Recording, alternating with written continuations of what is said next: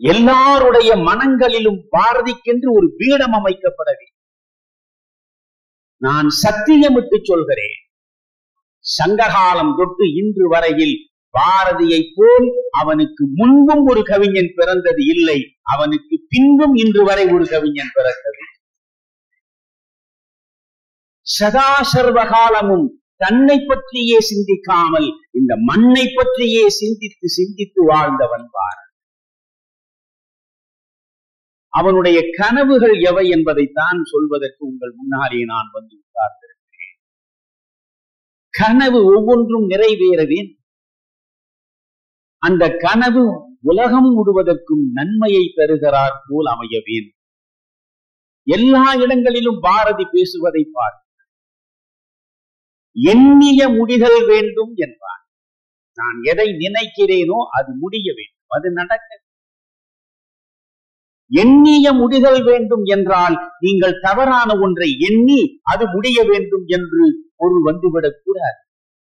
அதனால் அடுத்த வரி உடனே சொல்கிறான், எண்ணிய முடிதல் வேண்டும், நல்லவே எண்ணல் வேண்டும். நல்லதைத்தான் நீ எண்ண வேண்டும், அப்படி எண்ணுவது முடிய வேண்டும். எண்ணிய முடிதல் வேண்டும், நல்லவே எண்ண வேண்டும், திண்ணிய நெஞ்சம் வேண்டும், தெளிந்த நல் அறிவு வேண்டும். பாரதி கேட்பது கூட எவ்வளவு அற்புதமாக இருக்கிறது என்று பாருங்கள். அந்த பாரதியினுடைய கனவுகளை நாம் பார்ப்பது என்றால் மணிக்கணக்கில் பேச வேண்டி இருக்கும். நீங்கள் அடிக்கடி நான் சொல்லுவேன், பாரதியுடைய விஸ்வரூப தரிசனத்தை முழுமையாக நீங்கள் பார்க்க வேண்டும் என்றால் வெறும் பாரதியின் கவிதைகளை மட்டும் படிக்கலாக. 10 கவிதைகளை படித்துவிட்டு பாரதியை நான் அறிந்து வைத்திருக்கிறேன் என்று சொல்வது பேதம்.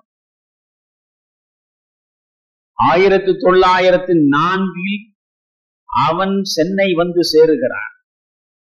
சுதேசமித்திரன் இதழில் துணை ஆசிரியர் பொறுப்பை ஏற்கிறார். 1904 சுதேசமித்திரனில் எழுதுவதற்காக பேனா பிடித்தவன். 1921 செப்டம்பர் மாதம் 11ஆம் நாள் நள்ளிரவு கண்மூடுகிற கடைசி தருணம் வரையில் இடைப்பட்ட 17 ஆண்டுகளில் பிரபஞ்ச விலாசத்தையே தன்னுடைய படைப்புகளில் காட்டுகிறார். உலகம் முழுவதிலும் நடந்த அனைத்தையும் அவன் பார்த்திருக்கிறான், அனைத்தையும் பதிவு செய்திருக்கிறான். அது போன்று உலகம் முழுவதும் நடந்தவற்றையெல்லாம் பார்த்து அவற்றினால் பாதிப்புக்கு உள்ளாகி அவற்றை படைப்பாக பதிவு செய்தவன் பாரதியை தவிர வேறு எவனுமே கிடையாது. 17 ஆண்டு காலம் அவன் நடத்தி இருக்கிற எழுத்து வேள்வி அது ஒரு பக்கம் உரைநடை. அவனுடைய கவிதைகள் இரண்டையும் சேர்த்து பார்க்க வேண்டும். அப்பொழுதுதான் பாரதி உங்களுக்கு காண கிடைப்பான்.